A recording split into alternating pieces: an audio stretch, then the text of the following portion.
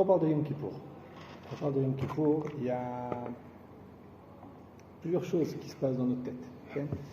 Il y a d'un côté, moi je ne sais pas vous, il y a toujours parfois cette impression qu'on n'est pas prêt pour Yom Kippour. Il y a une impression où on appréhende Yom Kippour.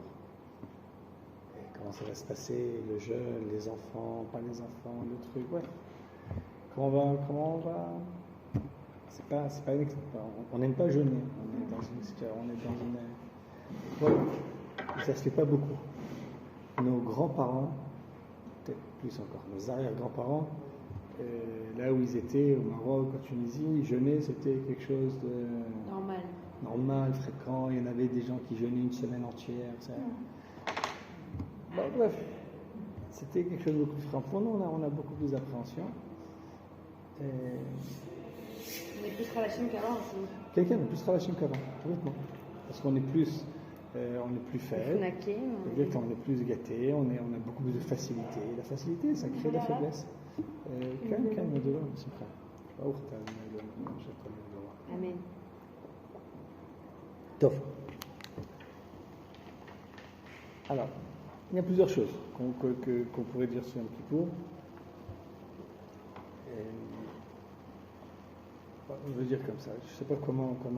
Trois points que je vais voir avec vous. Chaque point, ça aurait pu être longtemps.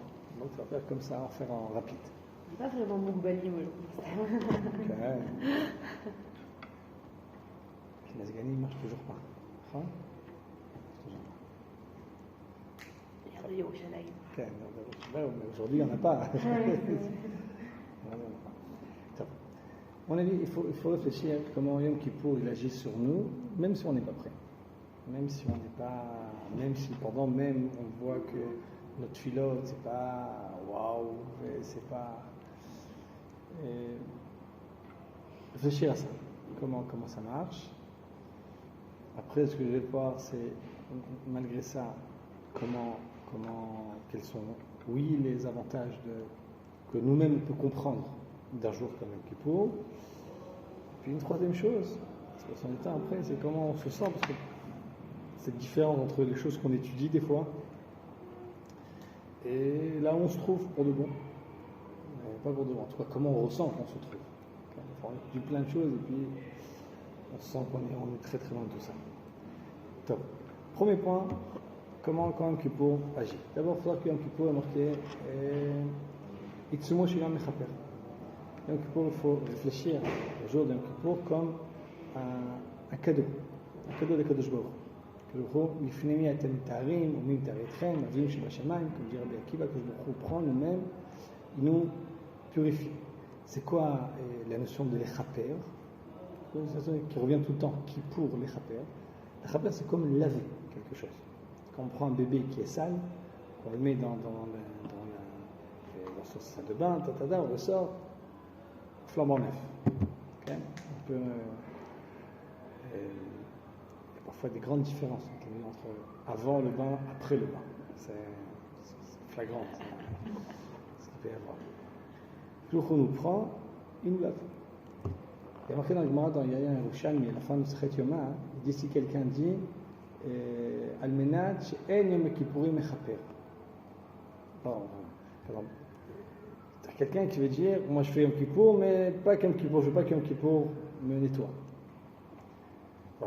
Pour des corbanotes, quelqu'un qui korban Ola, le korban qu'on amène pour ton année, le krivim Ola, Almenat she'Ola lo mechaper et alay. Mais ce Ola là, je veux pas qu'elle expie mes fautes.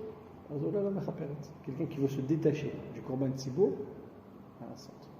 immédiatement, quelqu'un qui dit je fais Yom Kippour, m'amenat she'en Yom Kippour mechaper, Yom Kippour, oui mechaper. Même s'il ne veut pas, même s'il ne veut pas, on parle d'apparemment quelqu'un qui a fait tchouba sur sa avérote. Parce que sans ça, c'est partie des tenailles. Alors pourquoi il ne voudrait pas être. Ça, c'est parti. Parfois, des gens, ils ont sur eux quelque chose dans la conscience et ils ne veulent pas. Pour eux, ça les console de ne pas se faire pardonner. Je ne veux pas être pardonné. C'est pas pardonnable. Et. Un peu fou, c'est bon. Et il y a quelqu'un qui dit Yom Kippour, Ken Chaper. Et là, Kol Kemin a dit, l'Agma a dit, c'est pas n'importe qui peut dire au roi, t'es pas le roi. C'est-à-dire que le roi a décidé de nous nettoyer, c'est quelque chose d'absolu qui se passe. Donc, évidemment, nous, pour permettre ça, il y a la notion de Teshuvah qui doit accompagner le Yom Kippour. Donc, c'est pour ça que toute la Voda Yom Kippour, elle est autour du vidou, il y a toujours de la Kabbalah. Yom Kippour, c'est ça. Faire Teshuvah pour permettre ce cadeau-là qui s'appelle Kapara. C'est un point. Yom Kippour Mechaper, qu'on le veuille ou qu'on ne le veuille pas. Il faut juste qu'on fasse la condition de regretter ce qu'on a fait. C'est un point. Deuxième point, les Chamesh et Inouï, les cinq interdits qu'on a. Vous savez, moi je pense, puisqu'on a un petit comité.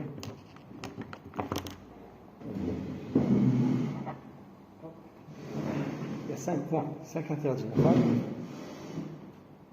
ramène, c'est boire et manger.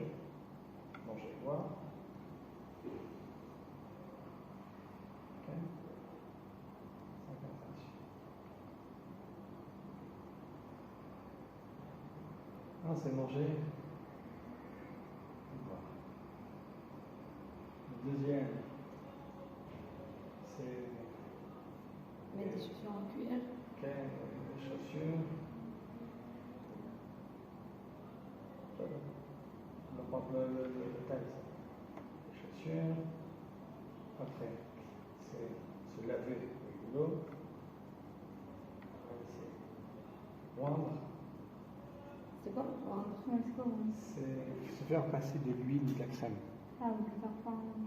Pas du parfum, l'huile ou de la crème. Le parfum, c'est alcoolisé. Je pense que oui. Je pense que oui. Et la dernière chose, c'est l'intimité conjugale.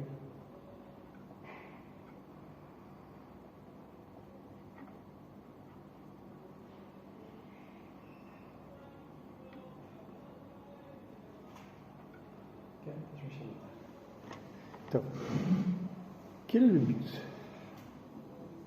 Pourquoi ça vient? Vous savez qu'il y a lorsqu'on veut parler des Inouïm, là on parle du côté maintenant, pour qu'on appréhende la Kippour, on se brosse pas les dents, on boit pas de café, pas de coca, on fume pas de cigarettes, on fume pas de cocaïne.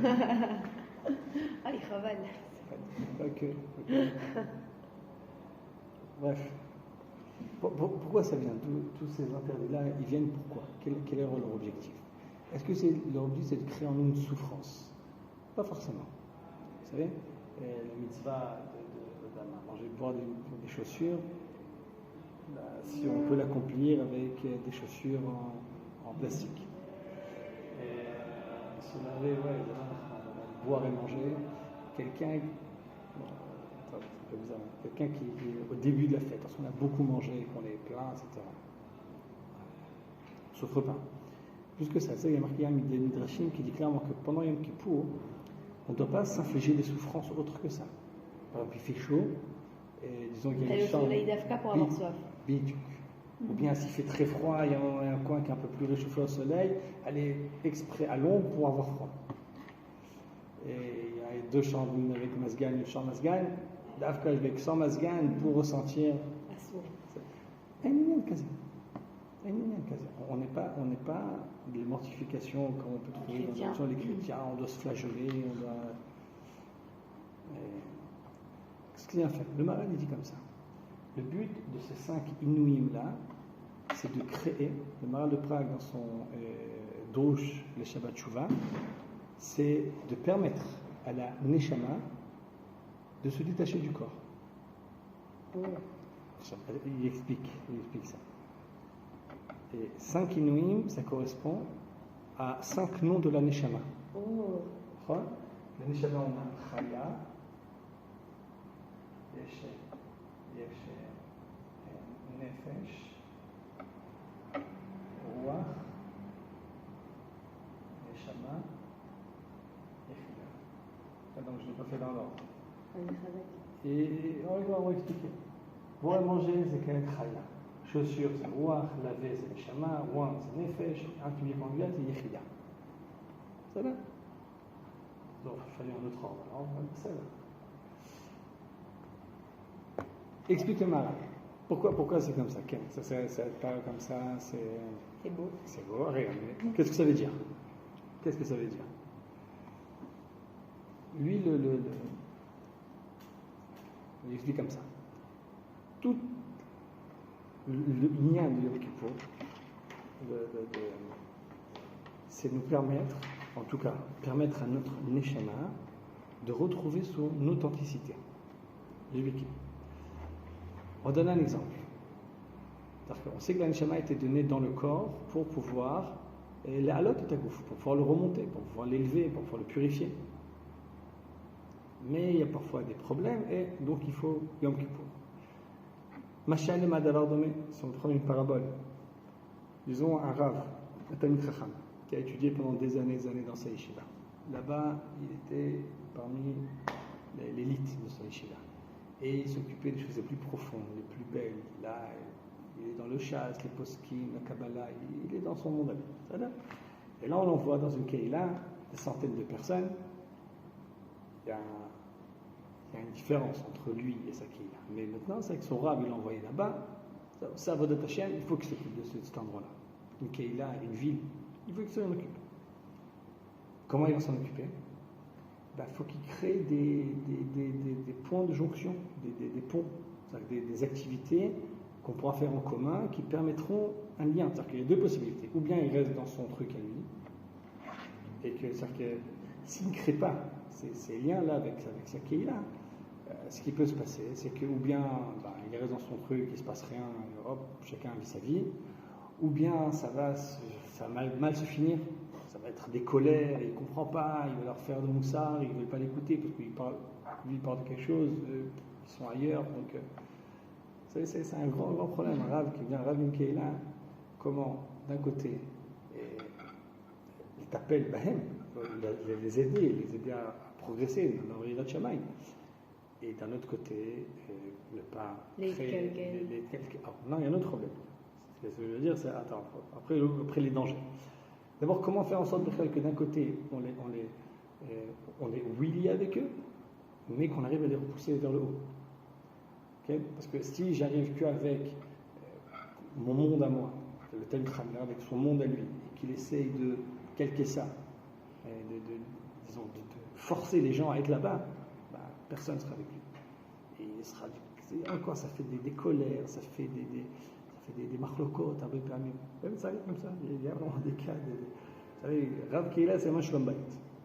Rav Keïla, le Khatan, le Kala, parfois ça ne marche pas, parce que le Khatan, il n'a pas capté qu'il avait une Kala, qu'il fallait s'occuper de la Kala. Ou la Kala, elle parle bref. Donc, qu'est-ce qui se passe? Quelqu'un qui sait s'y faire, quoi? On doit créer des événements, on doit créer des habitudes dans lesquelles on peut avoir, oui, un lien. Par exemple, il va faire tous les matins Daf Yomi. Daf Yomi, c'est un limoud qui est rapide, c'est quotidien. Ça peut être Daf Yomi, Daf Shvoui, etc. Il va y avoir le Dachouk Teilim pour les enfants. Il va y avoir une coupa de tzedaka et de chesed. Il est possible qu'une fois on va faire une activité avec un truc de sport pour amener un peu les jeunes. On est obligé de mettre en place des structures pour qu'il y ait un lien entre le Talmid Chacham et la Keïla. C'est obligatoire. Et c'est sûr que toutes ces jonctions-là, disons que c'est un côté que le Rav voudrait influencer. Donc il veut qu'il y ait plus de Torah, il veut faire ce Dafayomi-là ou cette Dracha qui fait le cours, enfin, il veut qu'il y ait plus de chesed. Il veut les enrôler dans du chesed, faire une coupa de tzedaka, bref. Et c'est sûr que ces événements-là en eux-mêmes, ils ne sont pas au niveau du Talmid Chacham. Lui, il est censé être beaucoup plus haut que tout ça. Mais c'est obligatoire pour qu'il y ait un lien quelconque. Adkana Machal. Quelle est la sakana dans ça? La sakana, le danger dans tout ça, c'est que parfois, ça se passe tellement bien. Ça se passe tellement bien. Ça vient de Daf Yomi et trucs, ça se passe vraiment super bien. Que le Talmid Chacham lui-même, doucement, au lieu de lui les élever vers lui, il glisse vers eux. Encore une fois, ça peut être dans des trucs qui sont bien, pas des trucs mauvais. Enfin, il glisse. Et d'un coup, son limoud principal, ça devient Daf Yomi. C'est le Bessel, c'est Talmid Chacham. Ton monde a limoud à toi, ça doit être autre chose. Et là, la tzedaka qu'il fait, c'est ça. Et que il y a un problème qui risque de glisser comme ça vers le bas. Quelle est la solution? Ce Talmid Chacham, tous les cycles de temps, il ferme tout. Il arrête, il ferme le magasin, hop, il retourne chez son Rav. C'est le Rebbe. Olga Rosh Hashanah, que ce soit Ouman, que ce soit Aramor. Moi, il y a quelques années, j'ai fait ça. Vous êtes reparti à Aramor? Ok. Puis il y a 3 ans, avant le Corona, j'ai arrêté tout. Je suis, comment on dit, pater. J'ai démissionné de la Yeshiva, du Machon Meir aussi. Malim Bekodesh, on a continué. Et je dormais là-bas, du dimanche au mercredi. Bon, on n'avait pas de bébé encore, c'est plus facile, mais. Ok. On coupe tout, on arrête tout, pas tout, on arrête le mal. Et on se ressource. Et on se remet à vivre un petit peu l'atmosphère.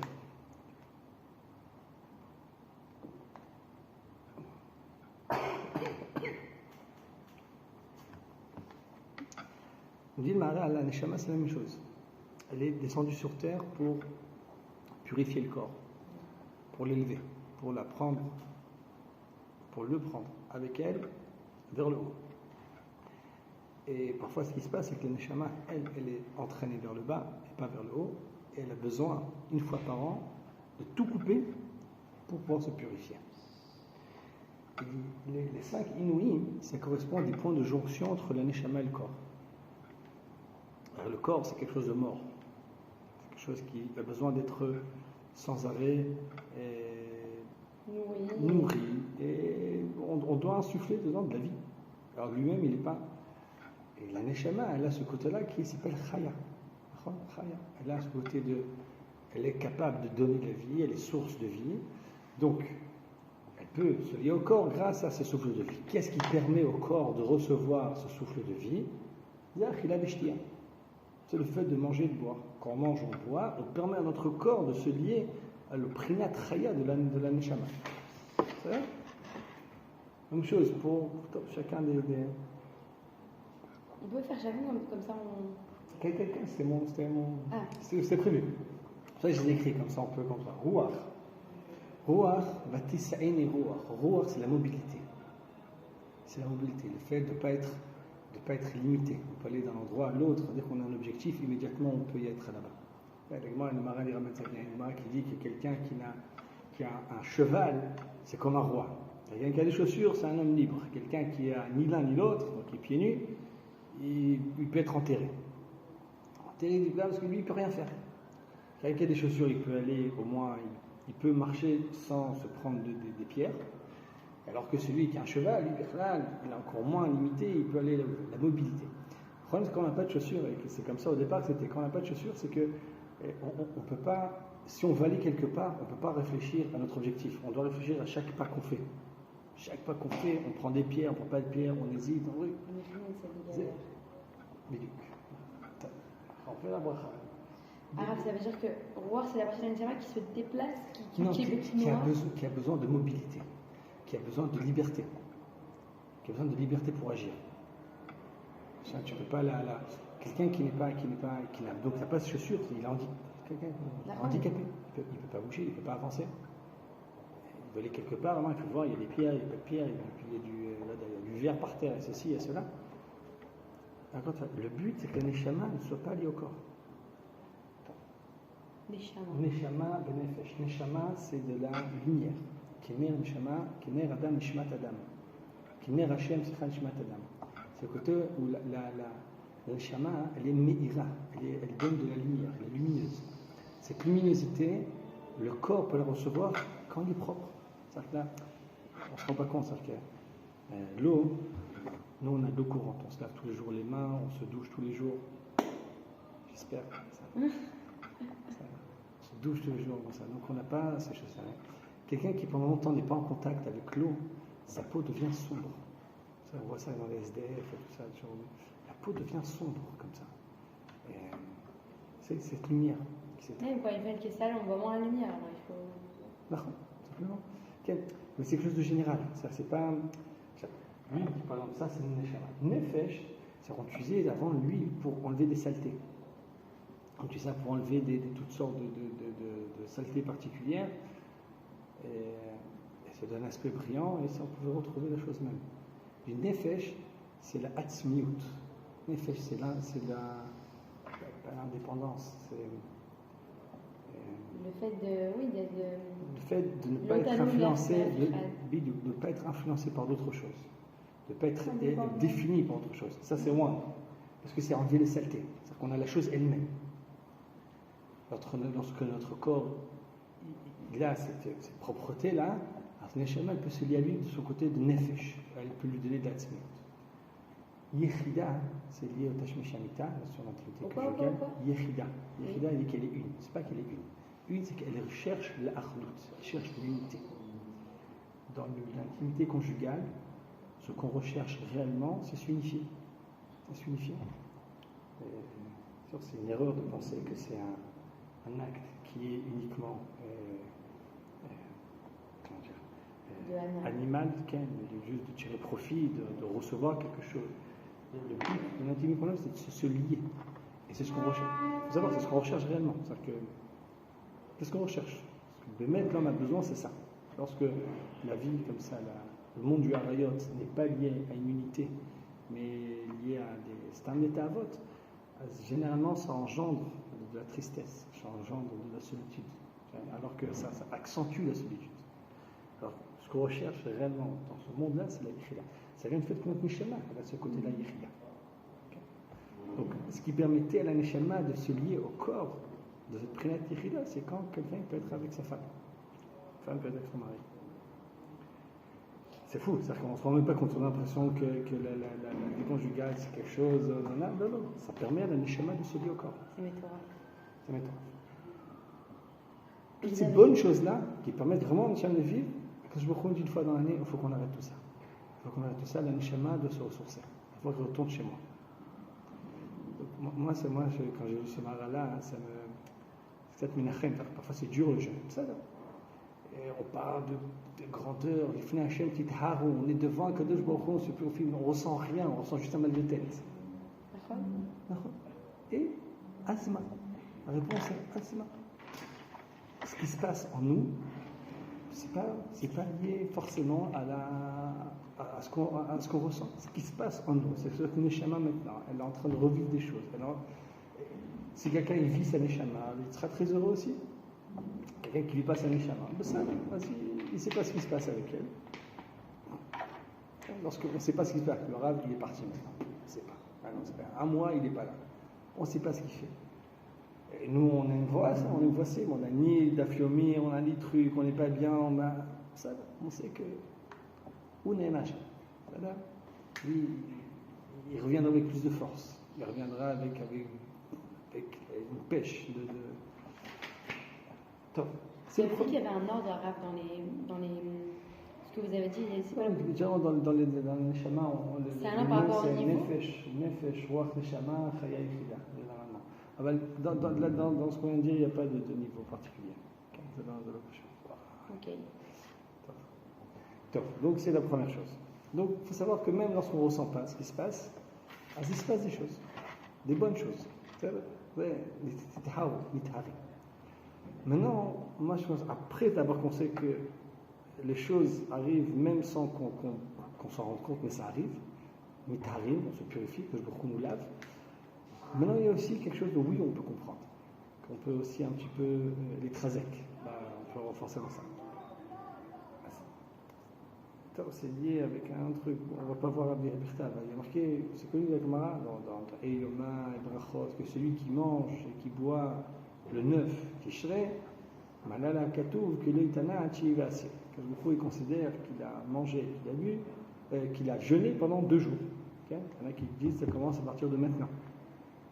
C'est-à-dire qu'il faut manger ou qu'il ne faut pas manger dans la Il faut manger le 9, et si tu manges beaucoup le 9, c'est comme si tu avais jeûné le 9 et le 10.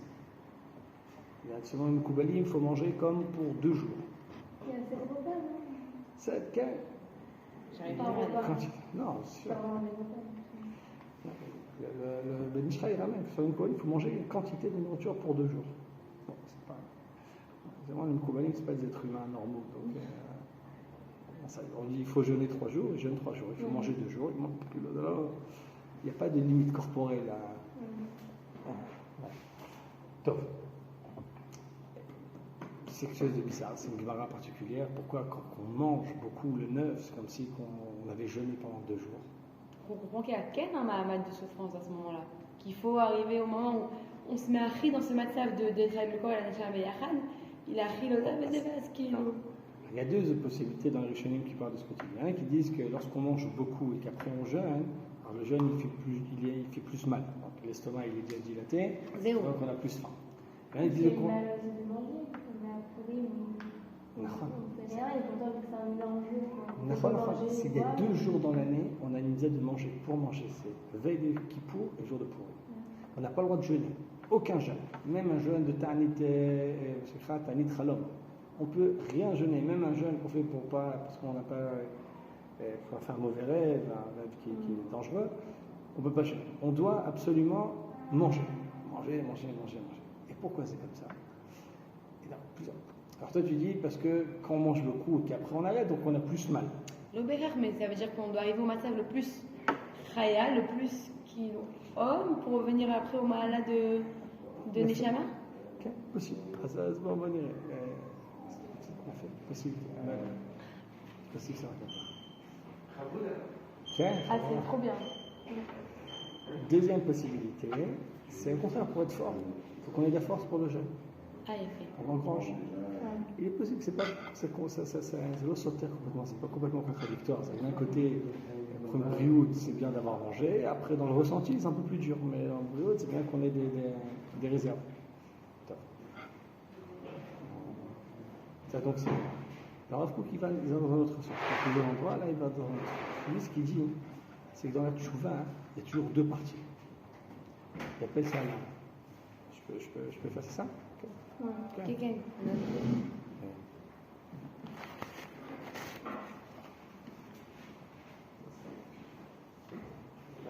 J'aurais venu avec un tableau. Très bien. Il y a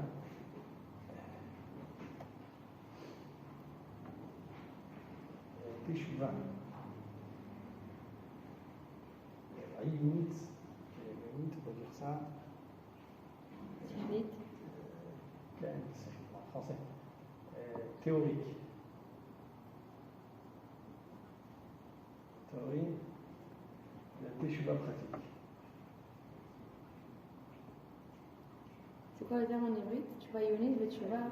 Yunit, Torhiyun. Tu vois, pratique.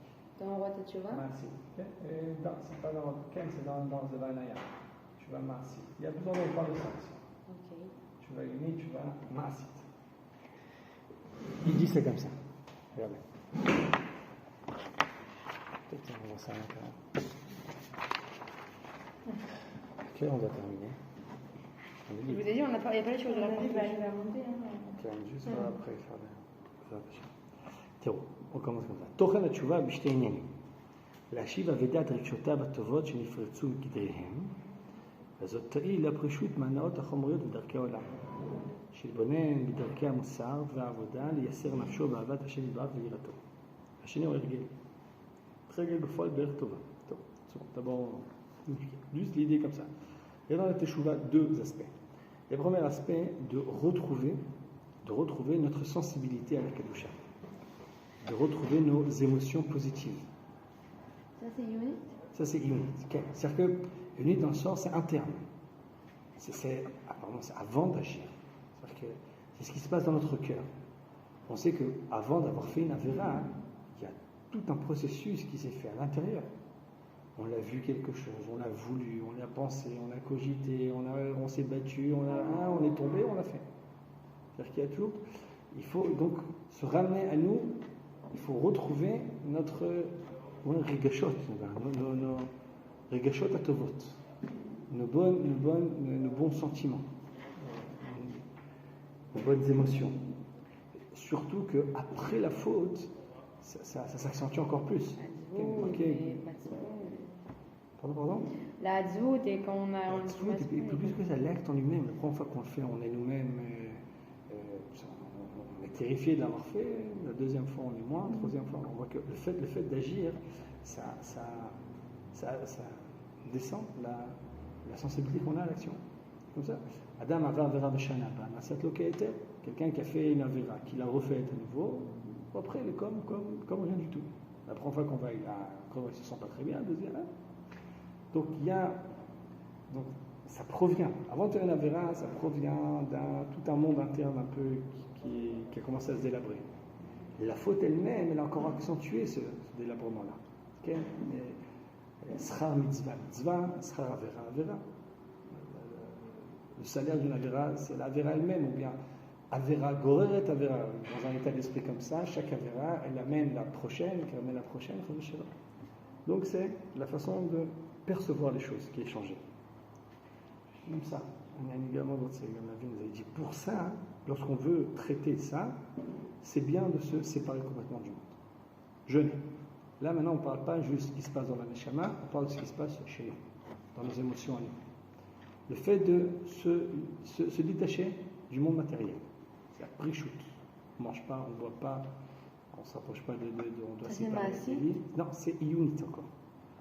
C'est la prichout ma'olam, elle permet de la teshuva iyunit. Elle est positive à ça, elle est propice à ça. Une fois qu'on est détaché, on arrive à mieux comprendre les choses, à mieux concevoir les choses. Vous savez, dans la paracha de Vazinu, il y a un passage comme ça qui dit comme ça. Vaishman Yeshurun va livrat Shamanta Avita Kasita Vaitosh Elo Asa Vainover Tosh Vaishman Yeshurun. Il a grossi. באמת, ככה כתוב. Vaishman Yeshurun. Yeshurun, c'est Israël. Tu as grossi et tu t'es mis après à te révolter. Et puis il y a un détail comme ça. C'est quoi Vaishman? Shamanta, tu as grossi. Avita, tu t'es épaissi. Kasita, tu t'es recouvert. Les membres internes sont recouverts de graisse. Kisui, Klayot, etc. Ça. Moi, je pense que c'est le premier, c'est le début de la phrase, c'est le titre. Shamanta. Shamanta, Vaishman Yeshurun, que Yeshurun, donc Israël, qui était droit, Yachar. Quand on parle de Vaishman, c'est par rapport à toutes les richesses qu'il a eues. Vers une féline. Pas forcément penser à toutes les richesses. Avoir une féline. Vous savez qu'Israël est devenu en Israël, Bracha, Shefa, avec Knana, Eretz Israël donne ses fruits, il y a tout ce qu'il faut, on a conquis toutes les nations, il y a plein de trésors, il y a une abondance. Et ça l'a entraîné à se révolter, à vaïvat, à donner des coups de pied. Enfin, il y a 3 étapes. Shamanta, Avita, Kasita. Moi, il me semble, je n'ai pas vu l'oreille qui Zekatou, je n'ai pas vu ça nulle part, ça me semble. Cachot. Ça semble vrai, même si ce n'est pas ça, c'est Zamet. Il y a 3 étapes. Il y a 3 étapes dans la dégradation. Les richesses matérielles. En soi, ce n'est pas un problème. Souvent, on dit comme ça. Est-ce qu'il y a un problème à être riche? Il n'y a pas de problème à être riche. Bezrat Hashem, je souhaite tous être très riches. Dans la Torah, et sans le reste qu'on va voir. C'est-à-dire que le fait même d'avoir un surplus, d'avoir d'autres choses encore, en soi, ça peut passer encore. En soi, c'est pas un problème.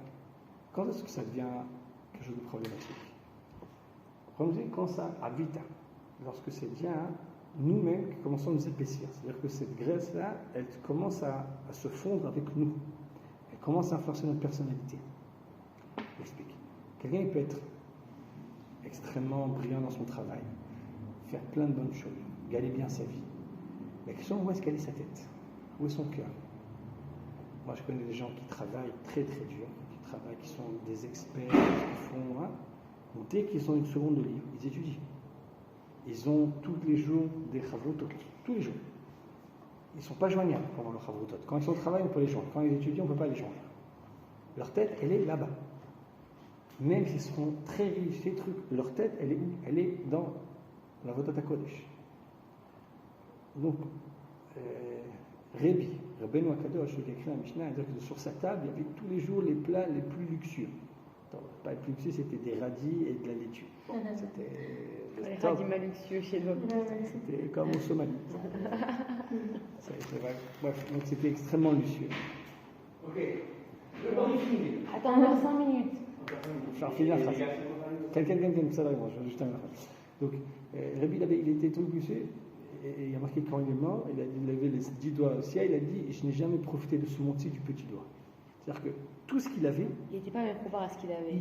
Il n'avait jamais vu ça comme quelque chose qu'il voulait pour lui, qui était important pour lui. Il y avait un rôle à faire, il devait parler avec toi. Alors, c'est quoi le danger quand ça devient un peu? Lorsque ça commence à nous parler, ça nous fait des palpitations.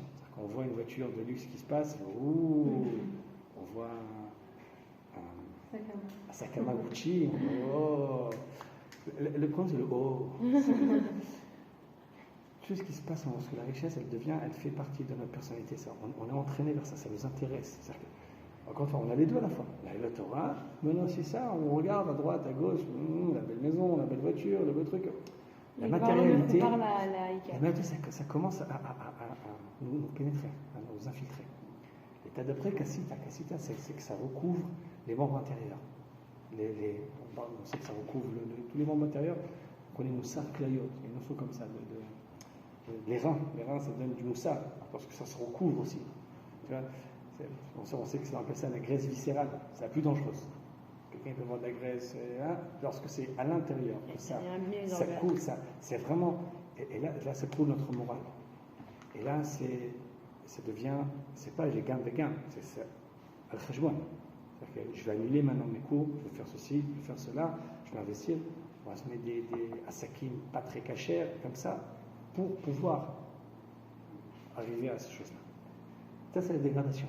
Quelqu'un qui en est comme ça, et la Avera, ça passe toujours par ça. Quelqu'un qui fait une Avera, c'est qu'à la fin, il y a quelque chose qui a mal marché dans son système. À un moment, il a été tellement influencé, tellement attaché à un truc, alors que c'est assaut, je le fais quand même. Quand c'est comme ça, la solution, c'est ce qu'on dit ici, le Ram, c'est la chute. Quand c'est comme ça, la solution, c'est on arrête tout. Hop. Si c'est comme ça, il n'y a plus rien. Quelqu'un qui a des problèmes avec son téléphone, il voit des choses comme ça, la solution, Nokia. Même plus que ça. Moi, je dirais comme ça, rien du tout. On enlève l'électricité. Il va dans la forêt, rien. Ça fait du bien de se détacher du monde, de reprendre notre indépendance, de revoir les choses claires. Tout ce que le monde a pénétré notre personnalité, on peut être heureux de jeûner. C'est bizarre, hein, on n'est pas majossiste. On est heureux de ne pas être dépendant de notre corps. Pendant une journée. Pendant au moins une journée, on ressent ça. Même si on a très mal à la tête. C'est-à-dire, même si des fois les enfants nous rendent fous. Il faut savoir aussi qu'il y a quelque chose de bénéfique d'être indépendant. Et ça nous permet de revoir les choses beaucoup plus claires. Encore une fois, cette graisse, la viscérale, qui à l'intérieur, elle nous cache des choses, elle nous cache les yeux. C'est à l'intérieur, mais on peut faire ça. Marqué, c'est Mélarch Domit. Le Mélarch de Sodome, il rend aveugle. Avec Sodome, ils ont dit qu'ils étaient horribles parce qu'ils étaient très riches. Toutes les lois qu'ils faisaient, qui étaient anti-tzedaka, c'était une façon de garder leur richesse. Ils étaient très riches. Tout le monde va venir, tout le monde va nous tuer. On va tout perdre, il faut fermer les frontières. Il faut que personne n'arrive. Donc c'était ça leur but. C'est un aveuglement qui est lié à cet avot-là. Et voilà, donc, Yom Kippour, ça nous aide à retrouver ça. Attendez, vous avez et le 9, le Maasit, comme ça. C'est ma question. C'est le fait de manger et boire. Aujourd'hui, on doit manger et boire à pidi. Parce qu'il y a la théorie et puis maintenant il y a la pratique. La pratique, c'est comment? Et là, pour la pratique, c'est juste il faut erguer, il faut s'habituer, il faut faire. Parfois, on prend. D'abord, il faut travailler notre volonté, il faut travailler notre perception du monde. C'est la unit. Après, il faut la mettre en application. Le problème, pourquoi c'est avant, c'est notre problème. À un moment, je pense qu'avant, c'est juste pour que l'objectif soit clair. Pour pas que notre élévation de Yom Kippour soit détachée du monde. C'est lié à ce que tu avais dit. J'ai pas compris. Tu vois, c'est le fait qu'on mange avant. En principe, il dit comme ça. Manger avant, c'est un jour où on s'occupe de Tchouva Maasit. C'est-à-dire qu'on fait Tchouva, on est dans le monde, on fait Tchouva. C'est plus facile quand tu es dans ta caverne, faire Tchouva, et quand tu es dans le monde, faire Tchouva. Pourquoi c'est avant et pas après? mon avis, avant et après, c'est pour fixer l'objectif de Yom Kippour. C'est-à-dire qu'il y a un endroit marqué que si quelqu'un ne fait que s'élever, il détache de son corps, parfois ça peut être dangereux. Parce que c'est pas que là, on est en train de fixer que c'est pour les deux à la fois. On est en train de faire ça pour revenir. Merci beaucoup, Arabe. Voilà.